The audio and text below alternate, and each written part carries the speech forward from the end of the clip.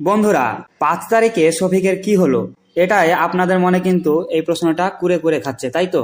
আজকের ভিডিওতে আমি ক্লিয়ার করে দেব যে 5 তারিখে শফিকের কি রায় দিল, শফিক কি আদতে ছাড়া পাবে, নাকি তার ফাঁসি হবে, নাকি সে আরো কয়েকদিন জেলে থাকবে, সেটা নিয়েই আজকের ভিডিও। তো ভিডিওটি সম্পূর্ণ দেখুন এবং আমি কয়েকটা ভিডিও ফুটেজও দেখাবো, যেগুলো দেখে আপনাদের কিন্তু সমস্ত ধারণা ক্লিয়ার হয়ে যাবে।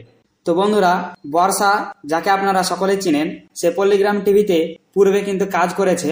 সে কিন্তু একটা ভিডিও আপলোড দিয়েছে যেখানে সে বলছে শফিকের নাকি 5 তারিখে ছেড়ে দেওয়ার কথা ছিল, কিন্তু তাকে ছাড়া হয়নি কোন একটা বিশেষ কারণে। তবে তাকে নাকি সামনে আরো একটা ডেট দেওয়া হয়েছে, সেই ডেটে তাকে ছেড়ে দেওয়া হবে। আর যবে শফিককে ছেড়ে দেওয়া হবে তবে কিন্তু আমি আমার এই চ্যানেলে খুব তাড়াতাড়ি ভিডিও আপলোড দিয়ে দেবো। তাই আপনারা অবশ্যই সাবস্ক্রাইব করে রাখুন, কারণ ভিডিওটা সর্বপ্রথমে কিন্তু আমার চ্যানেলেই আসবে। আর হ্যাঁ, বর্ষা কি বলছে আপনারা একটু শুনে নিন।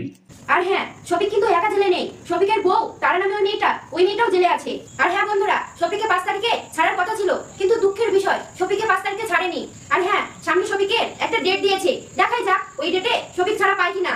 আর হ্যাঁ বন্ধুরা, সোশ্যাল মিডিয়ায় অনেকেই শফিকের নামে ভিডিও করে ছাড়ছে যে শফিক জেল থেকে ছাড়া পেয়ে গেছে। এই কথাগুলো একদম ফেক। শফিক এখনো জেল থেকে ছাড়া পায়নি, তবে ও টাইম দিয়েছে, ডেট দিয়েছে, সেই ডেটে দেখা যাক শফিক ছাড়া পায় কিনা। শফিকের ইনস্টাগ্রামে একটা ভিডিও পোস্ট হয়েছে, ওটা শফিক ছাড়েনি, শফিকের একটা ফ্রেন্ড ছেড়েছে। অনেকেই কমেন্ট করছে যে শফিক ভিডিও ছেড়েছে, ওটা শফিক ছাড়েনি, শফিকের একটা ফ্রেন্ড ওর কাছে ওই আইডিটা আছে, দিয়ে ও ছেড়েছে। শফিক এখনো জেলেই আছে, ও এখনো ছাড়া পায়নি। তাহলে আপনারা শুনলেন বর্ষা কি বললো। আশা করি ব্যাপারটা ভালোভাবে বুঝতে পেরেছেন। আর যদি কোনো সমস্যা বা কোনো বুঝতে অসুবিধা হয়ে থাকে তাহলে অবশ্যই কমেন্ট করে জানান, আমি রিপ্লাই দেওয়ার চেষ্টা করব। এবার দেখুন এই ভাইটির ভিডিও। এই ভাই বলছে যে ইনি নাকি খোঁজ নিয়েছেন, পল্লীগ্রাম টিভির ওনার তথা রবিউল ইসলাম নাকি এবার দায়িত্ব নিয়েছে শফিককে জেল থেকে অর্থাৎ হোম থেকে বের করে আনার। আর পল্লীগ্রাম টিভির ওনার এই দায়িত্ব নিয়েছে মানে এটা পসিবল। আর এই ভাইটির ভিডিওটি দেখুন, তাহলে আপনারা কিন্তু এটা বুঝতে পারবেন ভালোভাবে। মানে শফিকের খুব শীঘ্রই জামিন হয়ে যাবে, আর কে জামিন করাচ্ছে সবকিছু তোমাদের সঙ্গে বলবো। আর তারা নামের মেয়েটা, এই মেয়েটার কি জামিন হবে? এই মেয়েটা তো ছিল হোমে, এই মেয়েটার কি ছাড়া হবে?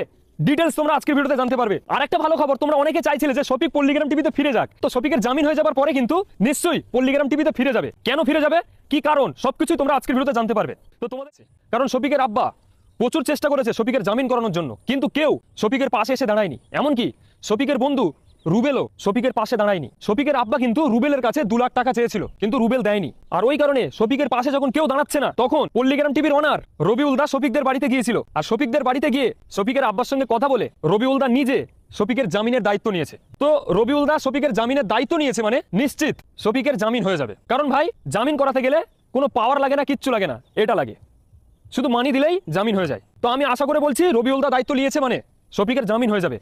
তো আশা করি আপনারা বুঝতে পেরেছেন। আবারও নাকি শফিক কিন্তু পল্লীগ্রাম টিভিতে ভিডিও করার চান্স আছে। আর বাকি আপনাদের কি মনে হয়, সে কি আবার পল্লীগ্রাম টিভিতে ফিরে আসবে, নাকি মুক্তি পাওয়ার পরও সে আলাদাভাবে থাকবে? আপনাদের কি মনে হয় সেটা কিন্তু কমেন্ট বক্সে অবশ্যই লিখে জানাবেন। আর সাবস্ক্রাইব করে রাখুন যাতে আমি পরের ভিডিওটি আপনাদের মাঝে তাড়াতাড়ি পৌঁছে দিতে পারি। And thank you for watching this video. Do subscribe, stay motivated, be good, খুদা হাফেজ।